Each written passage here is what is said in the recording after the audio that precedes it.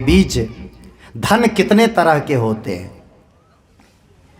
अगर मैं आपसे पूछूं धन किसे कहते हैं, धन, तो सब लोग कहेंगे सोना चांदी रुपया पैसा गाड़ी मकान कपड़ा लत्ता अलमारी, बहुत कहेंगे तो बाल बच्चे, इससे ज़्यादा आपकी दृष्टि नहीं जाएगी। लेकिन आज मैं आप लोगों को बता रहा हूँ धन तो वैसे बहुत तरह के हैं, लेकिन मैं अपनी समझ और विवेक के अनुसार उसको 5 भागों में मैंने बांटा है। धन को कितने भाग में? 5 भाग। आप लोग याद कर लीजिएगा। 5 भाग हैं धन के, 5 रूप हैं धन के, 5 तरह के धन मनुष्य के लिए अत्यंत आवश्यक है। आप याद कीजिए, गिनती कीजिए। अगर आप चाहें तो कोई लोग लिखना चाहें तो नोट कर लें, ना बाहर लिख सके तो हृदय में लिख लीजिए।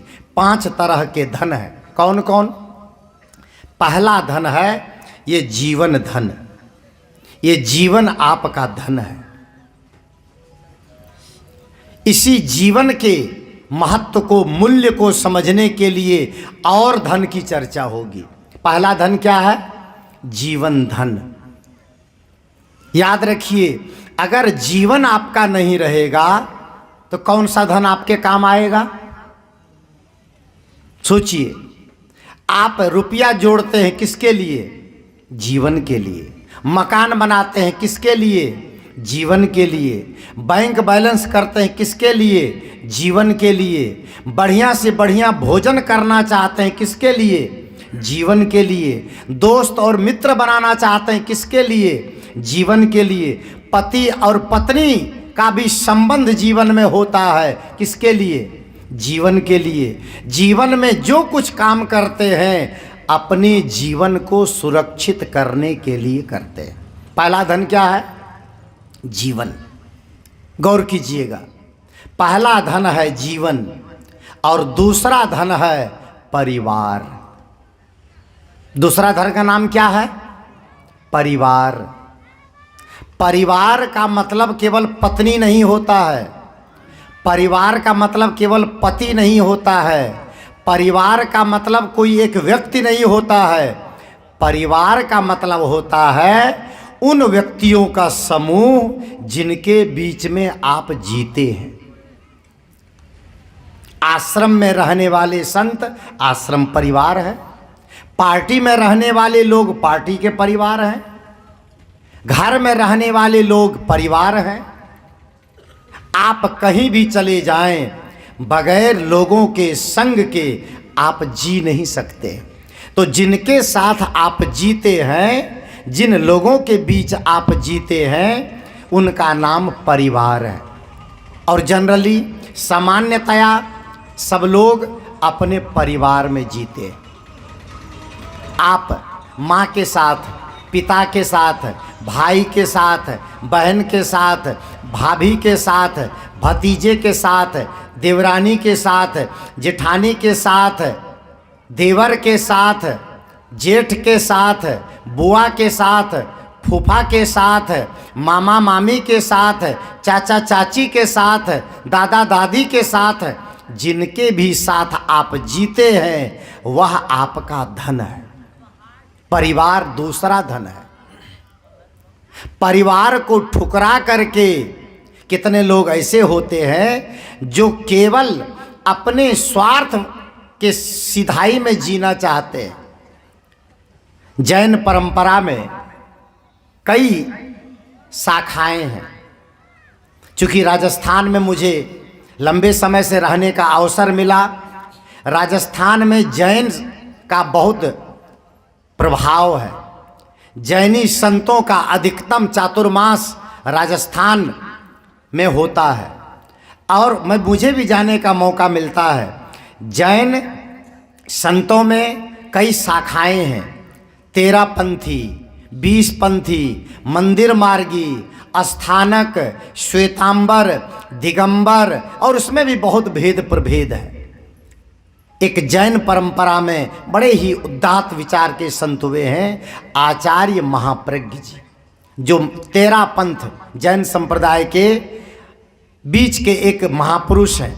वैसे 13 पंथ की संप्रदाय की शुरुआत आचार्य भिक्षु से हुई है और उसके बाद आचार्य तुलसी, आचार्य महाप्रज्ञ, आचार्य महाश्रवण, मुनि दुल्हराज, मुनि धनंजय कुमार, बहुत सारे नाम है उसमें।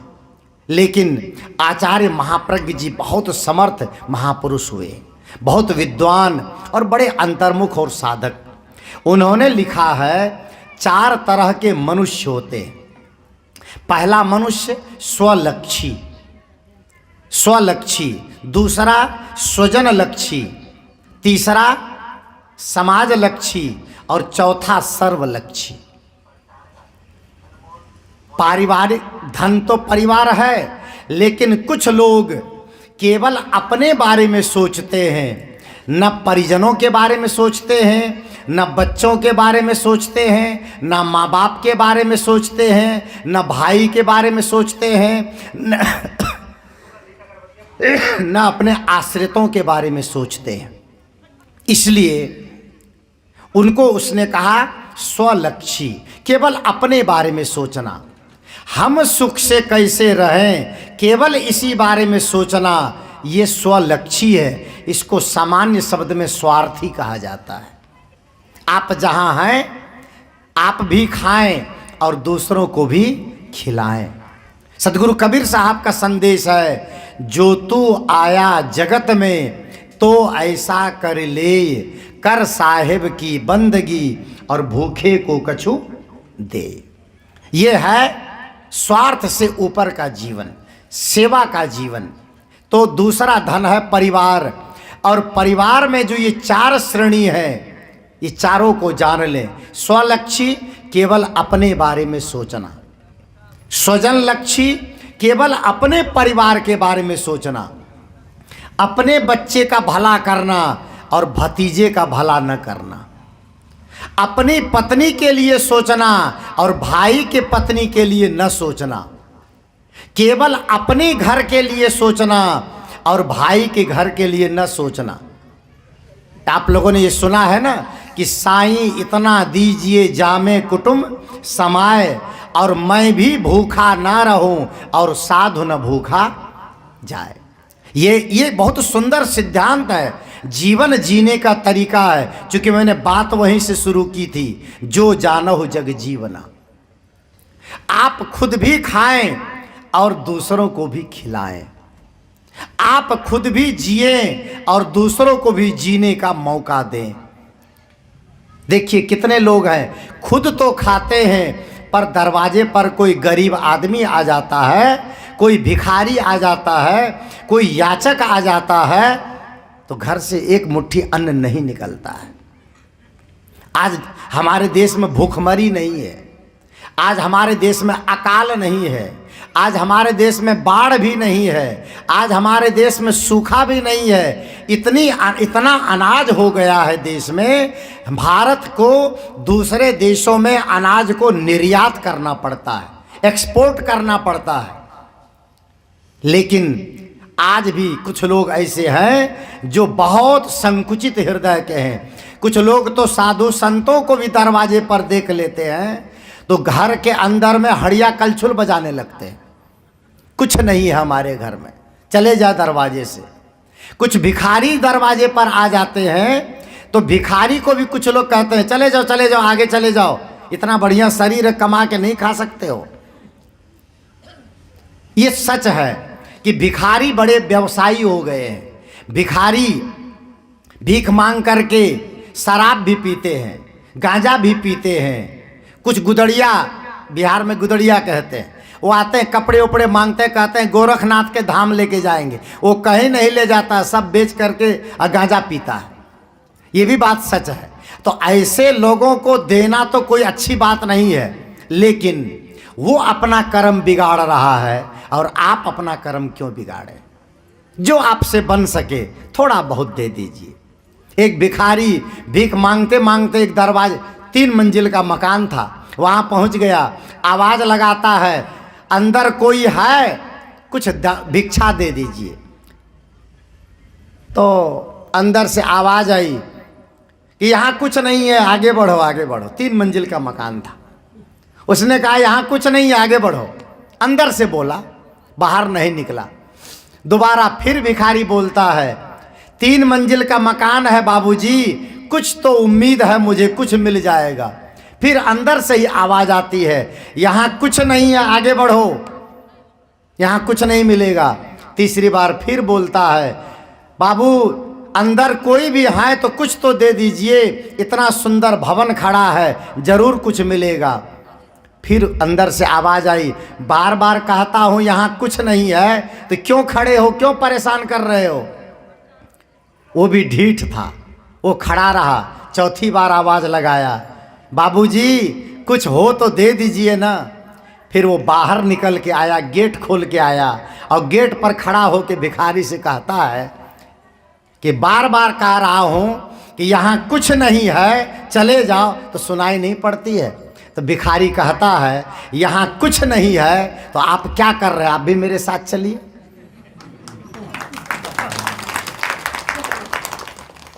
मिलेगा कुछ न कुछ आगे। बंधुओं, आप किसी से ऐसा न कहें।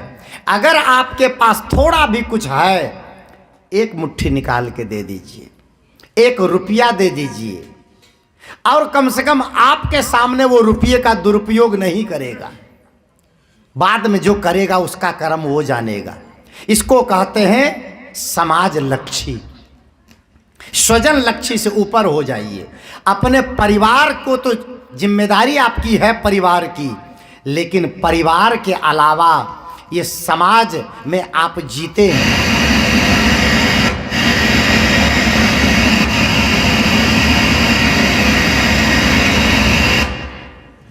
क्या हो गया? मैं तो कुछ नहीं किया। राजेश बाबू,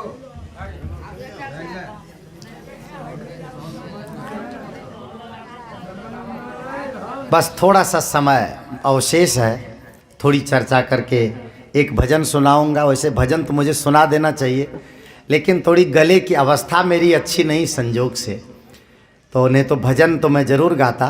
फिर भी मैं कोशिश करूंगा एक भजन गाने की। लगातार निरंतर कार्यक्रम, और अभी मैं जहाँ झारखंड में था, वो तीनों मीटिंग हमसे काम में लिया और इतना गवाया, इतना बोलवाया। मैं उनसे कहा कि भैंस को दोनों टाइम, गाय को दोनों टाइम खिलाते हो तो 2 ही टाइम दुहते हो, हमको 2 रोटी खिला के 3 टाइम दुह लिए। 3 टाइम काम लिया हमसे। और तो वहीं पर थोड़ी हमारा गला थोड़ी दिक्कत दे गई, तो गाने में थोड़ी सी दिक्कत महसूस कर रहा हूँ। 1-2 दिन में ठीक हो जाएगा, लेकिन फिर भी मैं गाऊंगा। मैं कह रहा था कि समाज सर्वलक्षी अंतिम मुद्दा है। ये मनुष्य के प्रकार बता रहा हूँ, स्वलक्षी, स्वजन लक्षी, उसके बाद है समाज लक्षी, और अंतिम है सर्वलक्षी। हम अपने जीवन में चारों तरफ दिग्दर्शन करें। याद रखिएगा, आप जिस सड़क में चल रहे हैं वो सड़क आपने नहीं बनाई है, लेकिन चल रहे हैं। जो कपड़े आप पहन रहे हैं, इस कपड़े को आपने घर में तैयार नहीं किया है। आप कह सकते हैं कि बाबा हम 500 रुपया में साड़ी खरीदे हैं, 800 रुपया में धोती कुर्ता खरीदे हैं, 1500 रुपया में पैंट शर्ट खरीदे हैं। मैं कहता हूँ 1500 नहीं, 3000 रुपया आपको दिया जाए और कहिए कि पैंट शर्ट का कपड़ा घर में बना के पहन लीजिए। आप पहन पाएंगे? नहीं बना सकता। इन जो हम उपयोग करते हैं, एक गोली हम खाते, बुखार लगने पर एक गोली खाते हैं, 2 रुपये से खरीद लेते हैं। क्या उसकी कीमत 2 रुपये है? अगर 2 रुपये में आप बना सके तो बना लीजिए गोली घर में। समाज का कितना बड़ा योगदान है हमारे जीवन में। हम समाज का दिया हुआ कपड़ा पहनते हैं, समाज का दिया हुआ चप्पल पहनते हैं, समाज का दिया हुआ जीवन जीते हैं, समाज का बनाया हुआ रोड में चलते हैं, समाज की बनाई हुई रेलगाड़ी में चलते हैं, समाज की बनाई हुई दवा खाते हैं। समाज का दिया हुआ जीवन का बहुत उपहार है जिनका उपयोग करते हैं। और समाज के लिए हम क्या करते हैं, ये उचित नहीं है। कुछ समाज के लिए करें। अपने लिए हर इंसान सोचता है, पर दूसरों के लिए जो सोचता है उसी का नाम भगवान भी है।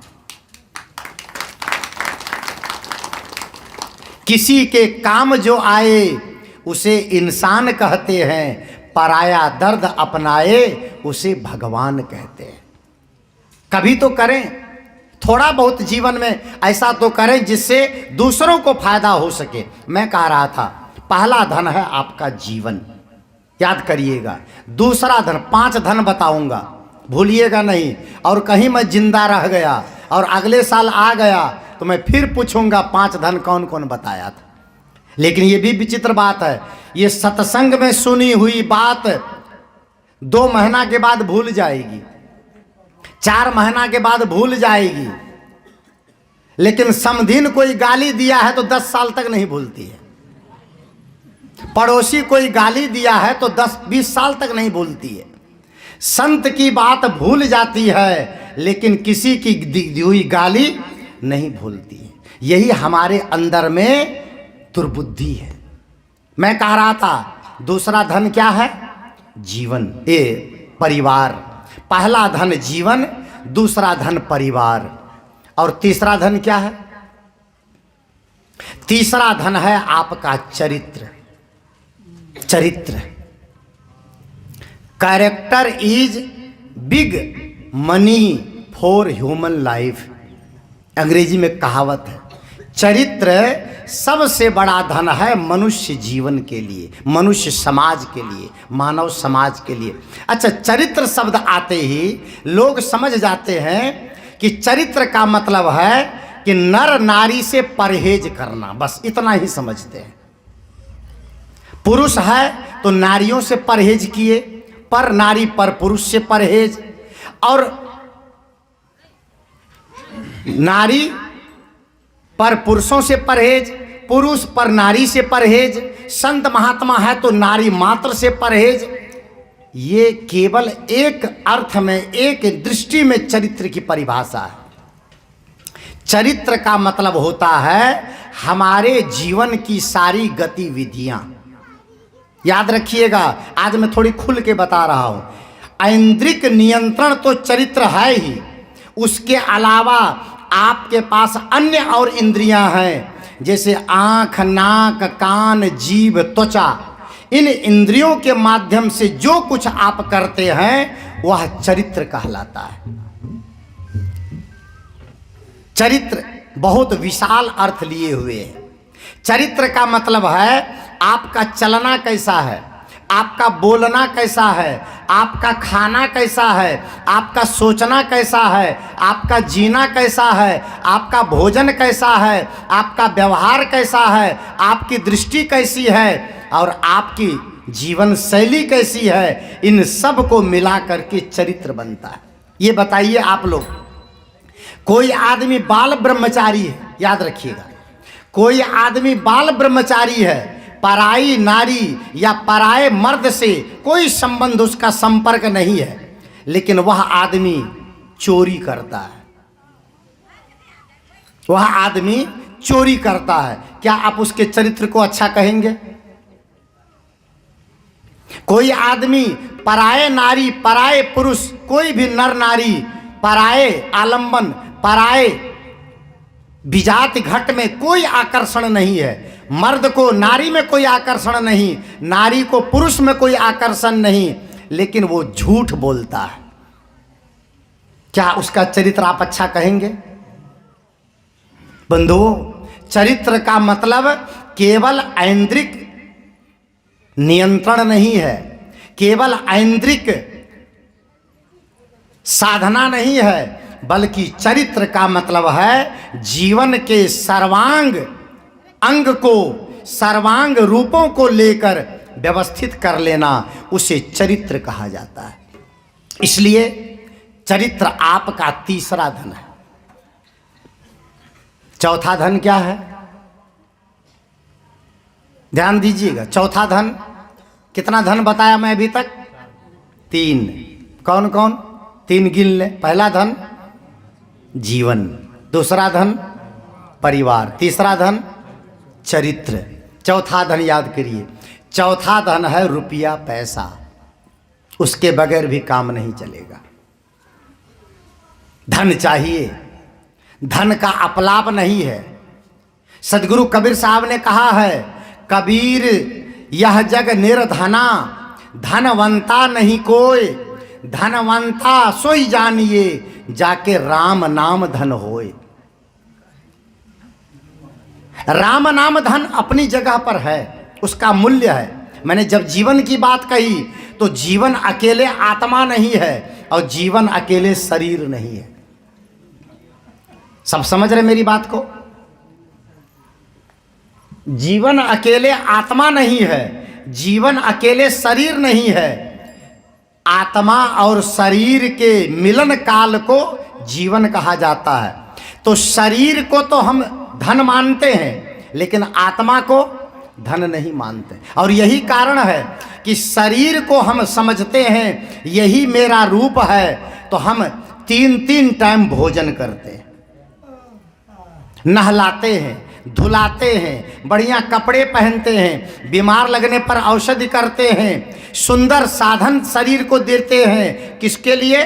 केवल शरीर के लिए। लेकिन अंदर में राम भी बैठा है, उसके लिए क्या है?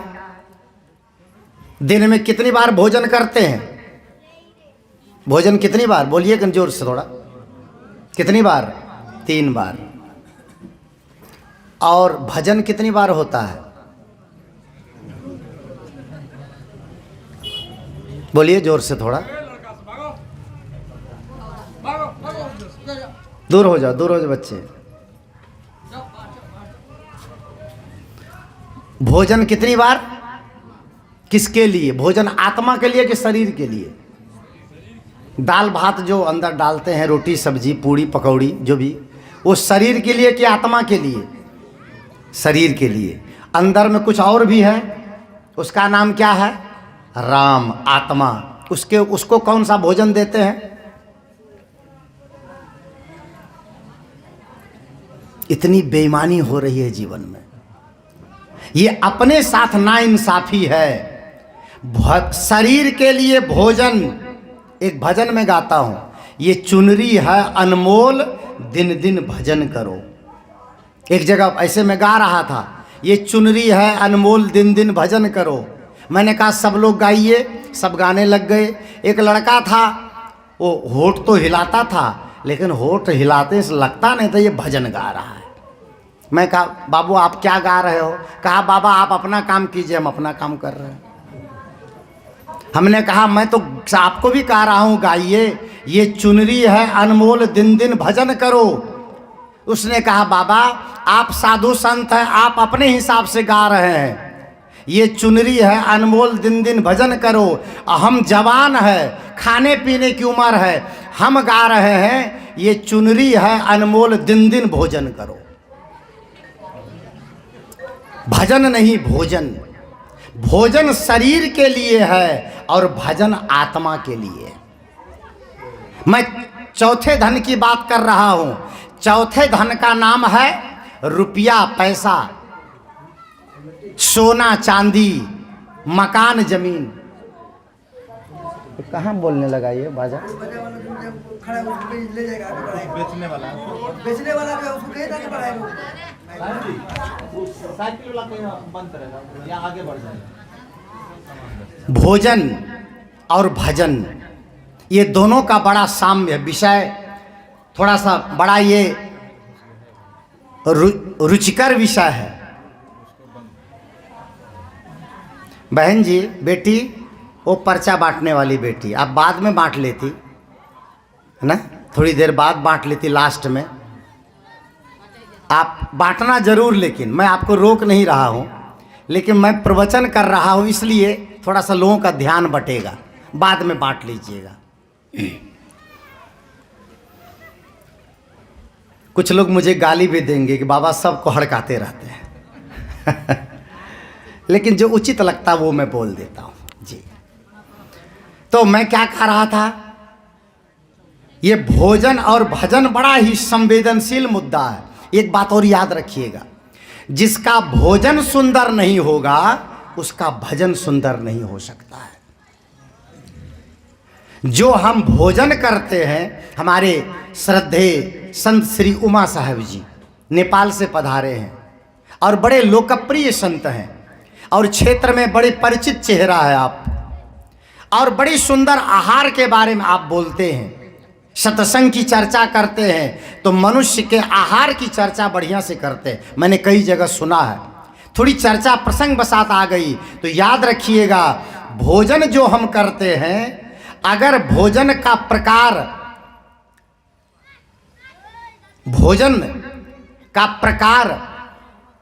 अगर सात्विक न हुआ तो आपके अंदर में सात्विक वृत्ति का निर्माण नहीं होगा।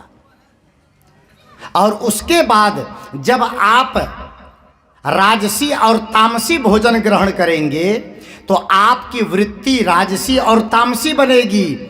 आपका चित्त स्थिर नहीं होगा, आपका मन स्थिर नहीं होगा, आप ध्यान नहीं कर पाएंगे, आप सेवा नहीं कर पाएंगे और आप मनोनिग्रह की साधना भी नहीं कर पाएंगे। जिनके घरों में आहार गलत है, जिनके घरों में भोजन गलत है, जिनके घरों में विचार गलत है, उन घरों में लोग भजन भेदी तो हैं पर घर का माहौल सुंदर नहीं है। आप लोगों ने सुना होगा कि जैसा खाओ अन्न वैसा बनेगा मन, और जैसा पियोगे पानी वैसा बोलोगे बानी। ये सामान्य कहावत है।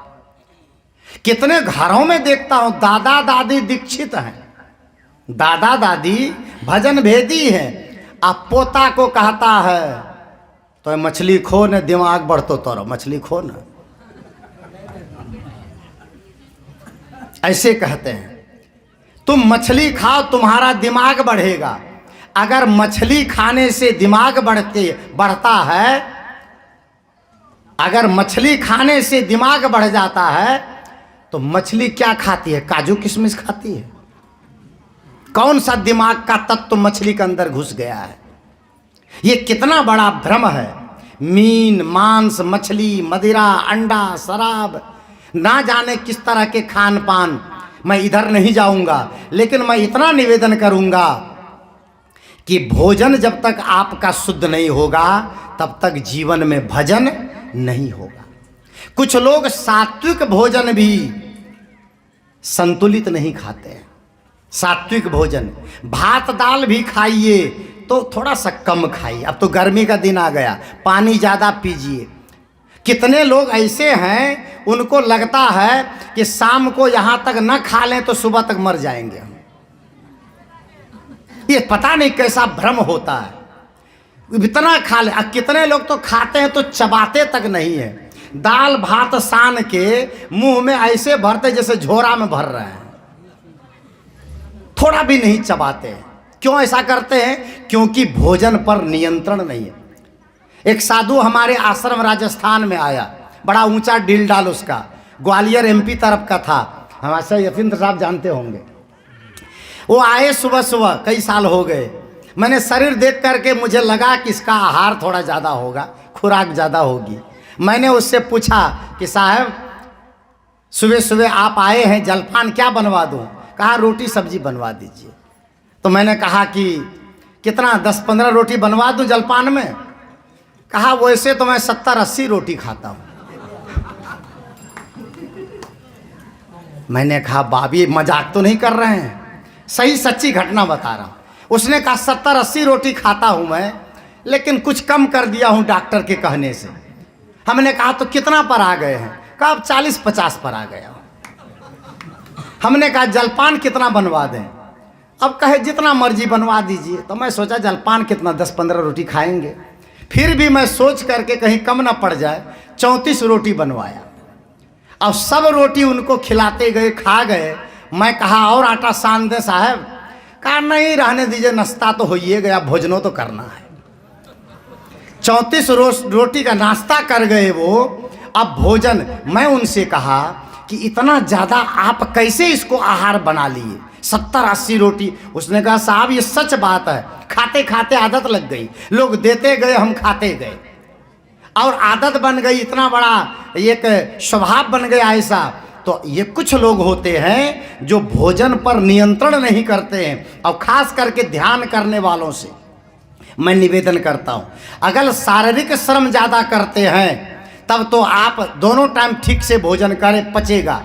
अगर शारीरिक श्रम ज़्यादा नहीं है, शरीर से मेहनत ज़्यादा नहीं है, उम्र 40 और 50 होने के बाद भोजन को कम कर दें। ध्यान चिंतन करना चाहें तो हल्का भोजन लें और रात में भोजन सोने के कम से कम 2 से 3 घंटा पहले लें। ये नहीं कि खाए और वहीं घुलट गए, ऐसा नहीं। खाने के कम से कम 2 घंटे, कम से कम 2 घंटे 2.5 घंटे बाद आप शयन करें। आपका पेट साफ रहेगा, आपका चित्त प्रसन्न रहेगा, आपके शरीर में दर्द नहीं होगा, सिर में भारीपन नहीं रहेगा, कब्जियत नहीं होगी, एसिडिटी नहीं बनेगी, गांठों में दर्द नहीं होगा और आंतों में अल्सर नहीं होगा। बहुत सारी बीमारियों से बच जाएंगे भोजन को नियंत्रित करके। तो पहला धन जीवन, दूसरा धन परिवार और तीसरा धन चरित्र और चौथा धन रुपया पैसा।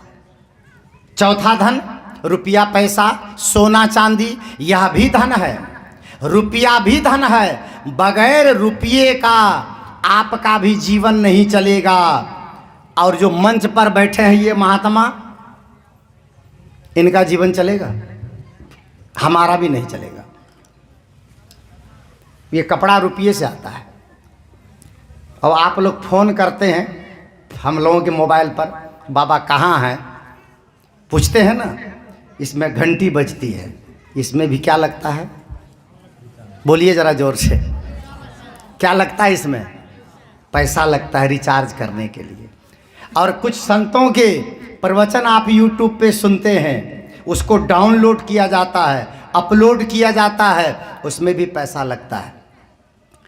हम लोग चप्पल पहनते हैं, दुकानदार फ्री में देता है क्या? नहीं, पैसा लगता है। अच्छा, गाड़ी से चलते हैं, डीजल भराते हैं, पेट्रोल डलवाते हैं, पेट्रोल पंप पर जाते हैं, कई पेट्रोल पंप वाले प्रणाम भी करते हैं, प्रणाम बाबा, और पेट्रोल भरा लें, डीजल भरा लें और उनसे कह दें हम लोग संत महात्मा हैं, ज्ञान बांटते हैं, क्या लेके आए हो, क्या लेके जाओगे, कहो ये धन तो झूठा है, छूट जाएगा। तो कहेगा ए बाबा पैसा गिनिए यहाँ और ज्ञान सुनाइएगा बड़वा में जाके। वहाँ ज्ञान नहीं चलेगा, वहाँ धन चलेगा। धन का मूल्य है, जब तक जीवन है तब तक धन का अपलाप नहीं किया जा सकता है। धन चाहिए, धन कमाना चाहिए, धन अर्जित करना चाहिए। धन आपके जीवन का प्राण है, समाज का प्राण है। समाज का विकास धन से होता है, शरीर की सुविधा धन से मिलती है, घर की सजावट धन से होती है, बेटी का ब्याह धन से होता है और दामाद को गाड़ी भी धन से देते हैं आप। बीमारी लगने पर अगर पैसा ना होगा तो डॉक्टर आपको छुएगा नहीं। धन चाहिए, धन का मूल्य है, लेकिन ये चौथे नंबर पर आता है। कितने नंबर पर? चौथे नंबर पर आता है। पहला नंबर पर आपका जीवन है। धन है, लेकिन धन किसके लिए है? जीवन के लिए है। तो धन चौथे नंबर पर आता है। और अंतिम धन, चूंकि समय की सीमा हमारी समाप्त हो रही है, अंतिम धन, पांचवा धन का नाम है शांति धन। क्या शांति धन नहीं है? सोचिएगा जरा सब लोग। कुछ भी करें जीवन में आप, मन में चैन न हो तो क्या है आपके पास?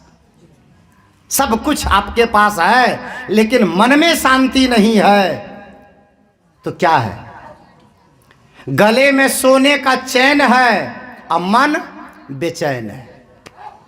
गले में सोने का चैन और मन बेचैन। वो कहानी आप लोग सुने हैं, एक आदमी गांव में रहता था, बाजार जाता था काम करने, जवान लड़का, साइकिल लेके चलता था। साइकिल, अब तो साइकिल कम हो गई, मोटरसाइकिल हो गई। साइकिल लेके लड़का गांव से बाजार जाता था काम करने। लेकिन ध्यान दीजिएगा, सुनिएगा, साइकिल पर चढ़ के नहीं चलता था। साइकिल को दोनों हाथ से पकड़ के पैदल जाता था, पैदल आता था। एक बूढ़ा बाबा अपने दरवाजे पर बैठकर रोज देखता था, ये युवक साइकिल लेके रोज जाता है, रोज आता है, लेकिन पैदल जाता पैदल आता। देखते देखते बूढ़ा का जी परेशान हो गया। एक दिन उस लड़का निकल रहा था, बूढ़ा बाबा ने कहा, ए बाबू इधर आओ, ये साइकिल किसकी है? कहा मेरी। कहा साइकिल ठीक है? कहा ठीक है। और कहा तेरी तबीयत? कहा तबीयत भी ठीक है। और कहा तेरा दिमाग? कहा दिमाग भी ठीक है। तो कहता है साइकिल में टायर ट्यूब ठीक है? कहा ठीक है। कहा ब्रेक? कहा ब्रेक भी ठीक है। कहा सीट? कहा सीट भी ठीक है। कहा घंटी? कहा घंटी भी ठीक है। कहा रे मूर्ख, तुमको साइकिल चलाना आता है कि नहीं? कहा आता है। तब तो और आश्चर्य हो गया बूढ़े को। कहा साइकिल ठीक, तू ठीक, तेरा दिमाग ठीक, तेरे को चलाना भी आता है, साइकिल चलाता क्यों नहीं है? पैदल काहे गड़का के ले जाता है? तो युवक कहता है बाबा टायर ट्यूब ठीक, घंटी ठीक, ब्रेक ठीक, सीट ठीक, मेरी तबीयत ठीक, मेरा दिमाग ठीक, हमको चलाना भी ठीक आता है, लेकिन साइकिल में चैन नहीं है।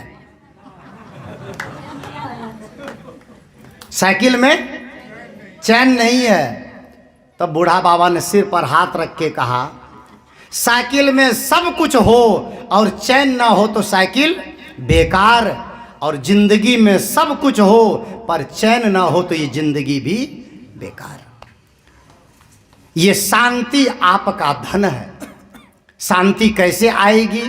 याद रखिएगा, अच्छा मकान आपके पास आया है, आपने मेहनत की है। अच्छे परिवार जीवन जी रहे हैं, उसके लिए मेहनत की है। अच्छे कपड़े आप पहन रहे हैं, उसके लिए मेहनत की है। अच्छी ज़मीन आपके पास है, उसके लिए मेहनत की है। अच्छी गाड़ी आपके पास है, उसके लिए मेहनत की है। अच्छी फैक्ट्री और अच्छे दुकान आपके पास हैं, उसके लिए मेहनत की है। किंतु शांति आपके पास नहीं है, क्योंकि उसके लिए आपने मेहनत नहीं की है। इस पर भी काम करें। ये धन है आपके जीवन के। ये जीवन में शांति सबको आवश्यक है। अंत समय में एक भजन गाते हैं ना कि सज धज कर जिस दिन मौत की शहजादी आएगी, न सोना काम आएगा न चांदी आएगी। वहाँ पर केवल शांति आपके काम आएगी। और ये शांति बाहरी नहीं, भीतरी। उसके लिए ध्यान करें, साधना करें, एकांतवास करें, चिंतन करें, भजन करें, सत्संग करें, और न ज़्यादा तो थोड़ा तो भजन में मन लगाएं, कुछ तो समय। संसार का काम आप नहीं करेंगे तब भी हो सकता है, लेकिन शांति की साधना आप नहीं करेंगे तो आपके बदले में कोई नहीं करेगा। कुछ समय निकालें। एक संत प्रवचन करते करते पूछे, आप लोगों के घर में शांति होनी चाहिए, सबके जीवन में शांति होनी चाहिए, सबके घर में शांति होनी चाहिए। पीछे से एक बाबा खड़ा होकर कहता, बाबा हमारे घर में शांति है। तो कहा मन में शांति है? कहा नहीं, मन में नहीं, हमारे घर में शांति है, हमारी पोती का नाम शांति है। तो पोती का नाम शांति रखने से क्या जीवन शांत हो जाएगा? एक संत ने कहा रामायण और गीता पढ़ा करो। तो कहा बाबा हमारे घर में है, हम पढ़ते नहीं है। तो कहा कैसा गीता है जो नहीं पढ़ते हो? कहा पोता का नाम रामायण है, पोती का नाम गीता है। तो नाम रखने से क्या हो जाएगा? नाम तो बहुत लोगों का विशंभर लाल है, बहुत लोगों का नाम शमशेर सिंह है, नाम है शमशेर सिंह, और ऊपर से छिपकली गिर गई तो बाप बाप करने लगता है। तो नाम शमशेर सिंह रखने से क्या होगा? नाम है उसका धनिक लाल और घर में 2 कौड़ी भी नहीं है, तो नाम धनिक लाल से क्या होगा? नाम अलग महत्व है, लेकिन आपके अंदर में शांति होनी चाहिए। शांति की साधना करें, ये जीवन तब सफल है जब आपके पास धन भी हो और शांत मन भी हो, सुखी जीवन भी हो, तब आपका जीवन सफल माना जाएगा। कितने तरह का धन बताया मैं? आप लोग गिना दीजिए। पहला धन जीवन, दूसरा धन परिवार, तीसरा धन चरित्र, चौथा धन रुपया पैसा। ऐसा ऐसा करने से लोग जान जाते हैं, है ना। चौथा धन रुपया पैसा। और आजकल मोबाइल को भी ऐसा ऐसा करते हैं, ऐसा ऐसा ऐसा ऐसा मोबाइल में भी करते हैं। ये भी धन है एक तरह से, लेकिन इस पर अलग मुद्दा है, इसका दुरुपयोग भी हो रहा है। तो चौथा धन है रुपया पैसा, और अंतिम पांचवा धन शांति। लेकिन ये सारे धन हमारे समझ में कब आएंगे? जब हम भजन करेंगे। भजन का मतलब एक है भजन गाना और एक है भजन करना। तो गाना भी सबके बस का नहीं है और करना भी सबके बस का नहीं है, लेकिन गाता भी इंसान है और करता भी इंसान है। आप और हम सब लोग मिलके करें। आए 2 मिनट का भजन सुने और बात को विराम दें।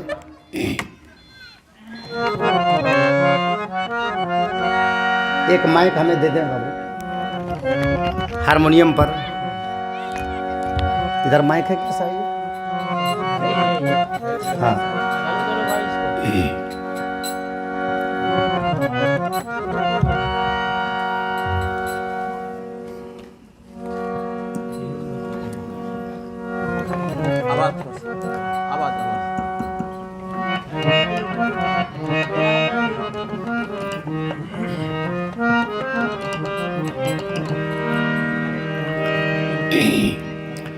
हेलो, देखो भैया, अभी रुक जाइए थोड़ा। अरे भाई अभी थोड़ा रुक जाइए, भजन के बाद सेट कर देंगे। हाँ आप थोड़ा सा रुक जाएं, बस मेरा भजन 2-3 मिनट में पूरा हो जाएगा। भजन गाने का थोड़ा कंडीशन तो नहीं है, लेकिन आपका भोजन खाया हो तो भजन तो गाना पड़ेगा। और भजन ये है, भजन के लिए ही भजन गा रहा हूं।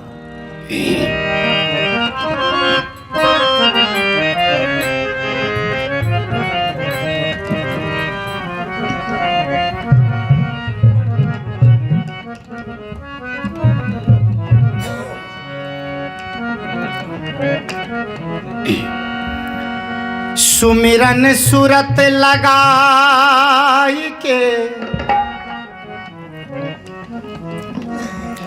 हो,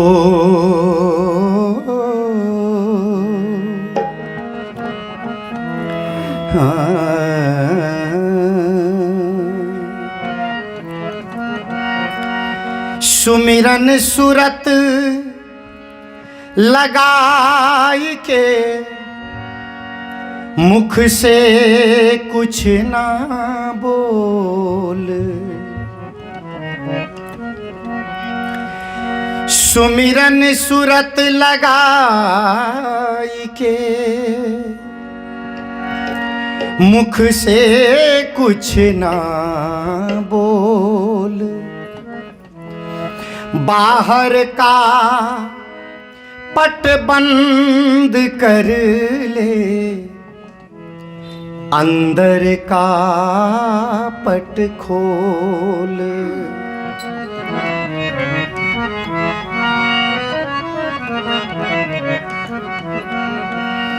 तूने रात गवाया सोई के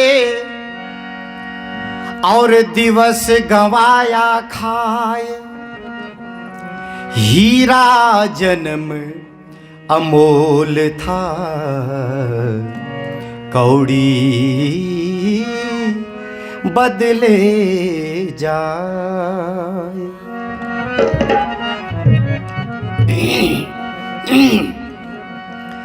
मुक्ति का प्राणी तू जतन कर ले रे, मुक्ति का प्राणी तू जतन कर ले रे, रोज थोड़ा थोड़ा, रोज थोड़ा थोड़ा, रोज थोड़ा थोड़ा गुरु का भजन कर ले, रोज थोड़ा थोड़ा।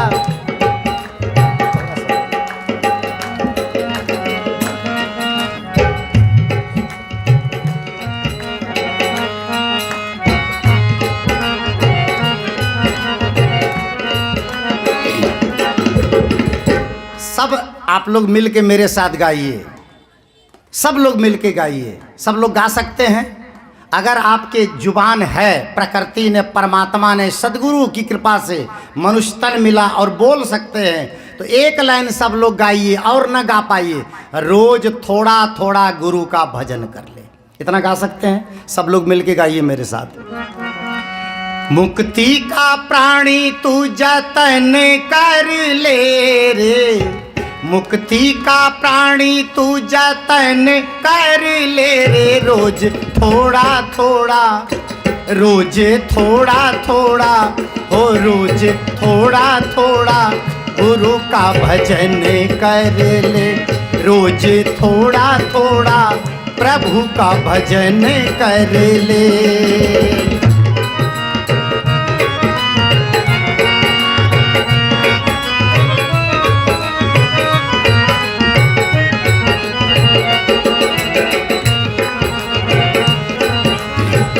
गुरु को भजेगा तो गुरु का हो जाएगा, भक्ति से आत्मा का मैल धुल जाएगा।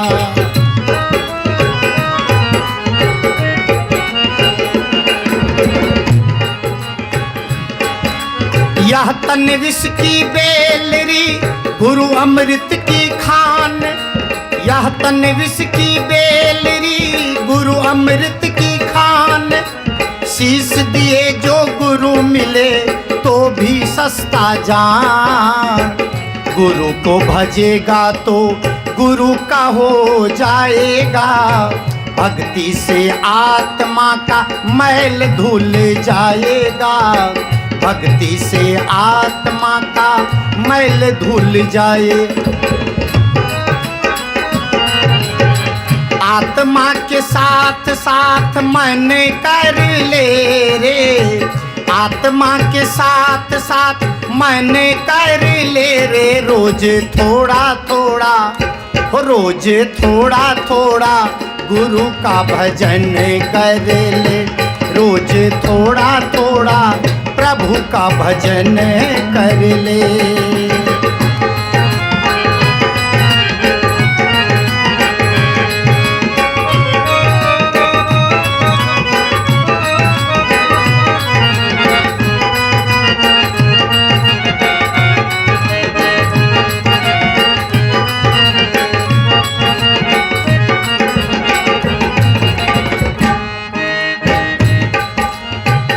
संगत कर अच्छे लोगों की, दवा मिल जाएगी सभी रोगों की, दवा मिल जाएगी सभी रोगों की।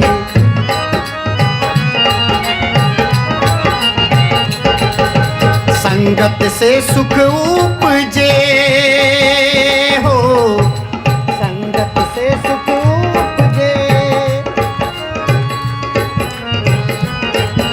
संगत से सुख उपजे, कुसंगत से दुख होए, कहे कबीर तहाँ जाइए जहाँ अपनी संगत हो, जहाँ अपनी संगत हो। संगत कर अच्छे लोगों की, दवा मिल जाएगी सभी रोगों की, दवा मिल जाएगी सभी रोगों। जीवन को अपना चमन कर ले रे, जीवन को अपना चमन कर ले रे, रोज थोड़ा थोड़ा, रोज थोड़ा थोड़ा, ओ रोज थोड़ा थोड़ा गुरु का भजन कर ले, रोज थोड़ा थोड़ा गुरु का भजन कर ले।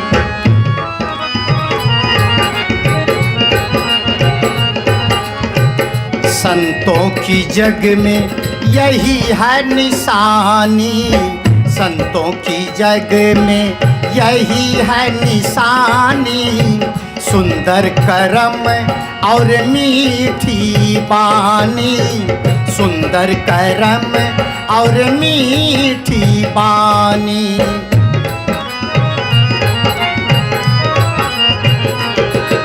मीठा सबसे बोलिए, ओ मीठा सबसे बोलिए, सुख उपजे चहुओर। मीठा सबसे बोलिए, सुख उपजे चहुओर।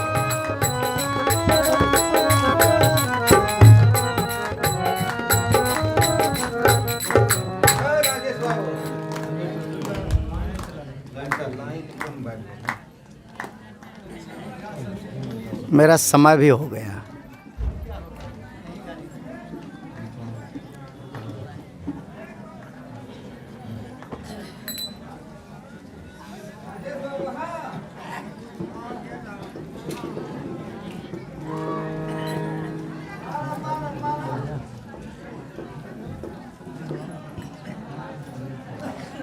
गा सकते हैं, रिकॉर्ड हो जाए।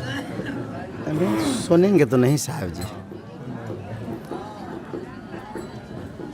लोग सुनेंगे नहीं तो फिर निरुद्देश्य हो जाएगा।